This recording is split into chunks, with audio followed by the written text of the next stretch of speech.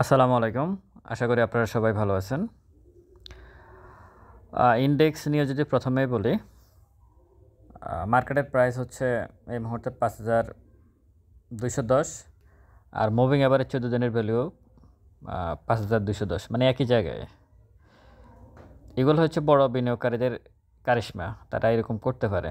Moving average এবং মার্কেটের price তারা এক জায়গায় নিয়ে আসতে পারে, এটা তাদের একটা যোগ্যতা। এই যোগ্যতাকে আমরা ঘৃণা করি। ক্ষুদ্র বিনিয়োগকারীরা এই যোগ্যতাকে ঘৃণা করে। গতকাল কেন মার্কেট পড়ছে 16 পয়েন্টের মতো, সে বিষয়ে আমি একটু ব্যাখ্যা দেবো ভিডিও শেষের দিকে, এবং ভিডিও শেষের দিকে গিয়ে আরও দু একটা ইম্পর্টেন্ট নিউজ আছে যারা ব্যাংকে বিনিয়োগ করছেন তাদের জন্য। আশা করি আপনারা পুরো ভিডিওটা শুনবেন। আজকে যদি বলি, ইন্ডেক্স 4 পয়েন্টের মতো প্লাস। মোটামুটি আমি গতকালকে বলছিলাম হয়তো ইন্ডেক্স প্লাস থাকতে পারে, যেহেতু গতকালকে কালকে কিন্তু শেয়ার এতটুকু পড়ার কথা না, ইন্ডেক্স এতটুকু পড়ে যাওয়ার কথা ছিল না কালকে। সেটা এনবিআর একটা মিটিং ছিল, সেই মিটিংয়ে আমি একটা ভিডিও দিয়েছিলাম অনেক রাতে। যাই হোক, 451 কোটি টাকার লেনদেন, অ্যাডভান্স 185টা, ডিক্লাইন 153, আনচেঞ্জ 56টা। 1 মিনিট যে চার্ট সে অনুযায়ী সেল ছিল, যদিও ইন্ডেক্স আজকে পজিটিভ দেখাচ্ছে 4 পয়েন্টের মতো, কিন্তু 1 মিনিট চার্ট অনুযায়ী কিন্তু মার্কেট সেল ছিল।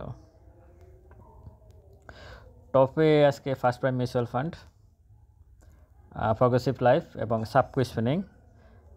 আরও কয়েকটা মিউচুয়াল ফান্ড আজকে হল্টেড করছে, ভালো করছে। কিছু হল্টেড করছে, কিছু 4%, 5% এভাবে বাড়ছে। মিউচুয়াল ফান্ডগুলো মোটামুটি আজকে ভালো করছে আমি বলবো। আর লুজারে যদি বলি, এসালম, আরএসআরএম, কয়েকটা স্টক খুব বাড়ছে। এসালম, আরএসআরএম, এসপি সিরামিক্স, তো এগুলো আজকে দাম কমে গেছে। এসপি সিরামিক্সও কমছে, 3-4% কমছে। এসালাম মনে হয় 7-8% কমে গেছে, মানে যেগুলো দাম অনেক বাড়ছে সেগুলোই কমছে। এসালাম আর এসপি সিরামিক্স নিয়ে ডিএসসি থেকে একটা সতর্কবার্তা দেওয়া হয়েছিল, তাদের কাছে কফিও জানতে চাওয়া হয়েছিল যে এগুলো অস্বাভাবিক দাম কেন বাড়তেছে। তারা বলছে যে তাদের কাছে সুনির্দিষ্ট কোনো কারণ নাই, কী কারণে বাড়তেছে সেদিক বিবেচনা করে আপনার হয়তো প্রাইসটা ডাউনে চলে গেছে আজকে। ভলিউম যদি বলি, ভ্যালুতে ইন্ট্রাকো আছে, স্কয়ার ফার্মা আছে, আর ভলিউম হচ্ছে AB Bank First Mutual Fund, এটাও আজকে ভালো করছে। আইএফআইসি ব্যাংক, ইন্ট্রাকো, ফুয়াংফুডও ইদানিং খুব ভালো করতেছে। Trade SP ceramic, AIL, food, Intraco. আর ইন্ডেক্স মোবাইল হচ্ছে ইউসিবি ব্যাংক 2.38। ইউসিবি ব্যাংকটা খুব ভালো করতেছে, মানে গত কয়েকদিন থেকে খুবই ভালো করতেছে ইউসিবি ব্যাংক। তিতাস গ্যাস 1.70, ইসলামী ব্যাংক 1.65। আর ইন্ডেক্স নেগেটিভ করে রাখছে বেক্সিমকো ফার্মা 1.60, বিকন ফার্মা 1.24, রূপালী ব্যাংক 0.84, খান ব্রাদার্স 0.74। রূপালী ব্যাংক নিয়ে একটু বলবো। রূপালী ব্যাংকে এখানে একটা নিউজ আছে যে গভর্নমেন্ট বাংলাদেশ ব্যাংকে সার্কুলার জারি করছিল ব্যাংকগুলোর বিষয়ে, প্রথমে বলে তারপরে এনবিআর এর বিষয়ে বলবো। এখানে কয়েকটা ব্যাংক ডিভিডেন্ড দিতে পারবে না, ক্যাশ ডিভিডেন্ড দিতে পারবে না 25 সালে, কিন্তু 24 সালেও তারা স্টক ডিভিডেন্ড দিতে পারবে না। যে তারা যে 5% স্টক ডিভিডেন্ড দিত সেটা বন্ধ করে দিয়েছে বাংলাদেশ ব্যাংক। এই ব্যাংকগুলোর মধ্যে আছে আইএফআইসি ব্যাংক, সোশ্যাল ইসলামী ব্যাংক, গ্লোবাল ইসলামী ব্যাংক, তারপর রূপালী ব্যাংক, ইউনিয়ন ব্যাংক, সম্ভবত আরও 1-2টা ব্যাংক থাকতে পারে। এই ব্যাংকগুলো আপনার ক্যাশ ডিভিডেন্ড দিতে পারবো না, তাদের খেলাপি ঋণের পরিমাণ 10% বেশি। কিন্তু এই বিষয়টা হচ্ছে 2025 সাল থেকে, এটা কিন্তু এই বছর না, এটা হচ্ছে 2025 সালে।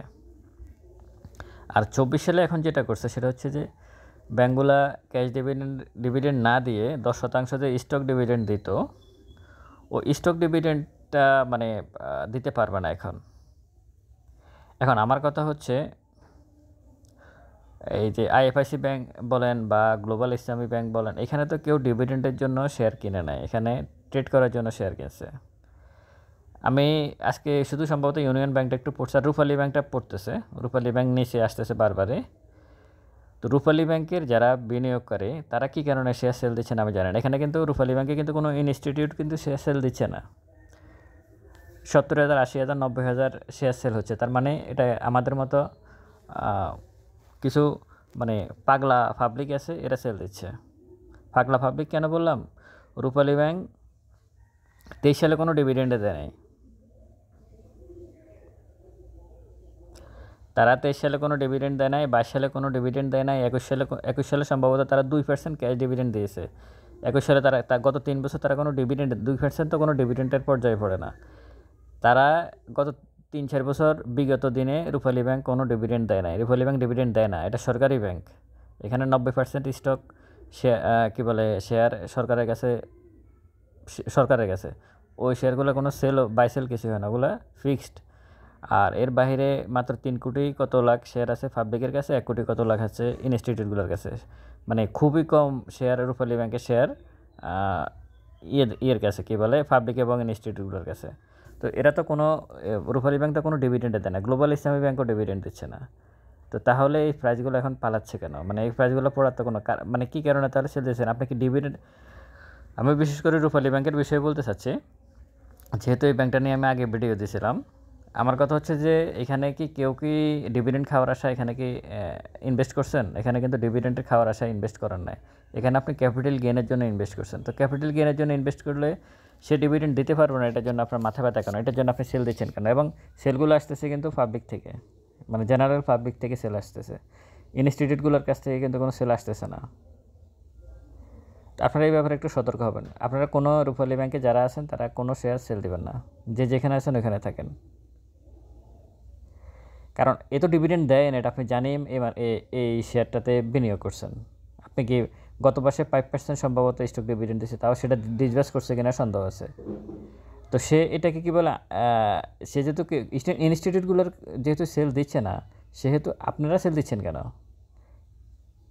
আপনারা গিয়ে দেখেন, মানে টোটালি পাবলিক সেল দিচ্ছে, বোঝাই যাচ্ছে। মানে এখানে যে পাবলিক সেল দিচ্ছে, ইনস্টিটিউটগুলোর কাছে কোনো সেল আসতেছে না, এটা পরিষ্কারভাবে বোঝা যাচ্ছে রূপালী ব্যাংকের। ঠিক গ্লোবাল ইসলামিক ব্যাংকও সেম। গ্লোবাল ইসলামিক ব্যাংকের প্রাইস ওইভাবে সে আগেই কমে গেছে, তার হিসাব আলাদা। তো এখানে আমি বলবো যে যারা অনেক নিচে ব্যাংকগুলো পড়ে আছে, আপনারা এখানে মানে হুজুগে একটা সিদ্ধান্ত আসছে, সেই সিদ্ধান্ত নিয়ে আপনারা এভাবে শেয়ারে প্রাইস মানে ডাউন করে দিচ্ছেন বারবার, এটা তো উচিত না। আপনারা রূপালী ব্যাংকের বিষয়ে আমি বলবো, এই মুহূর্তে অ্যাভারেজ আমাকে ফোন দিয়েছেন কয়েকজন, অ্যাভারেজ করা যায় কিনা? না, অ্যাভারেজ কোনোভাবেই করবেন না, এখন অ্যাভারেজ করার সময় না রূপালী ব্যাংক, মানে কোনো কিছুই করার সময় না, এখন নতুন করে অ্যান্টি নেওয়ার সময় না। আপনারা একটু ওয়েট করেন, দেখেন কি হয় রূপালী ব্যাংকের। কী বলে, আপনারা শেয়ার কিনবেনও না, শেয়ার অ্যাভারেজও করবেন না এই মুহূর্তে। সবুজ দু একটা ক্যান্ডেল ছাড়া আপনারা এখানে সবুজ দু একটা ক্যান্ডেল না, এটা অ্যাভারেজ করতে হলে একটা সময় লাগে। অ্যাভারেজের ব্যাপারটা আলাদা।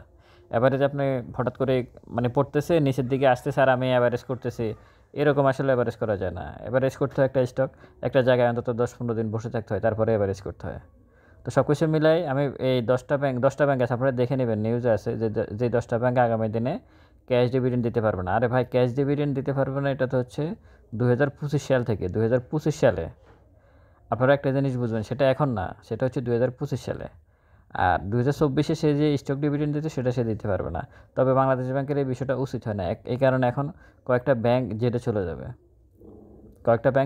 যাবে, এটা হচ্ছে প্রবলেম। তো জেডে গেলেও মানে এখানে জেডে অনেক ভালো ভালো স্টক আছে, কখনো জেড থেকে এতে আসতেছে, এ থেকে জেডে যাচ্ছে, এটা কোনো বিষয় না।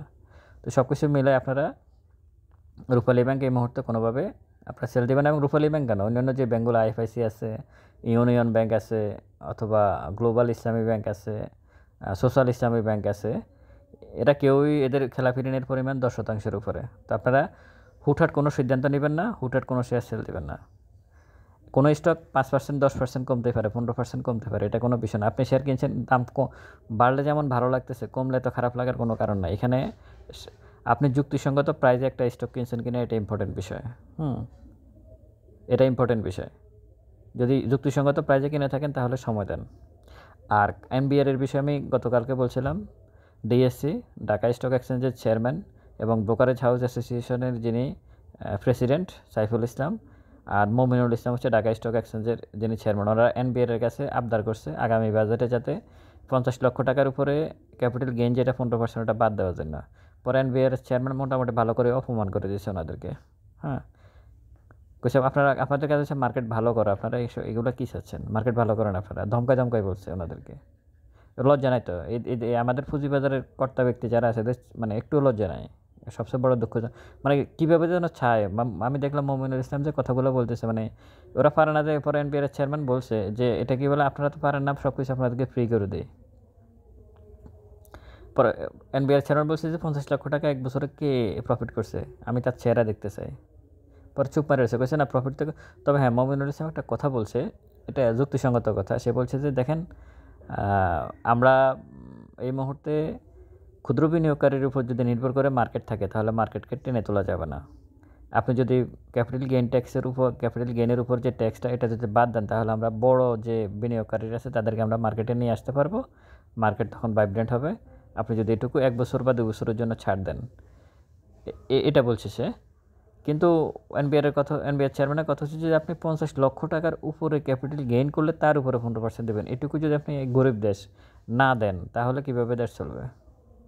তো শেষ পর্যন্ত কী হয়, পরবর্তীতে অবশ্যই মমিনুল ইসলাম বলছে যে 15% না হলে অন্তত 10% করার জন্য আর কি, আর একটু 5% কমিয়ে দেওয়ার জন্য। এখন কী করে এই কারণে গতকালকে যে 15 পয়েন্ট বা 16 পয়েন্টের মতো ইন্ডেক্স মাইনাস দেখছেন, মূলত ঘটনাটা এটা ছিল। এখানে শুধু ছিল না, ডিএসসি ছিল না, এখানে বিমা কোম্পানি ছিল, ব্যাংকের লোকজন ছিল, আর্থিক বিভাগ, মানে বিভিন্ন সবাইকে নিয়ে বৈঠক করছে এনবিআর চেয়ারম্যান। তারা তাদের কী সমস্যা বা কী চাচ্ছে তারা এই বিষয়ে প্রাক বাজেট আলোচনা যেটাকে বলে, ওই বিষয়ে তারা আলোচনা করছে। সব কিছু মিলে আজকের মার্কেট ইন্ডেক্স আলোচনা এটুকুই। আপনারা ব্যাংকের যে স্টকগুলো আপনারা কিনছেন, ব্যাংকের বিশেষ করে আপনারা এই স্টকগুলো হুটহাট সেল দেবেন না। যেখানে এই যে আমি রূপালী ব্যাংক নিয়ে আবারও বলি, ইনস্টিটিউট কোনো সেল দিচ্ছেন না, আপনি কী কারণে সেল দিচ্ছেন, এই বিষয়টা আপনারা মাথায় রাখবেন। ইনস্টিটিউট যেখানে সেল দিচ্ছেন না, সেখানে আপনি সেল দিচ্ছেন কেন? আপনি দেখেন ইনস্টিটিউটগুলোর কাছে যে পরিমাণ শেয়ার আছে রূপালী ব্যাংকের, এখনও সেটাই আছে।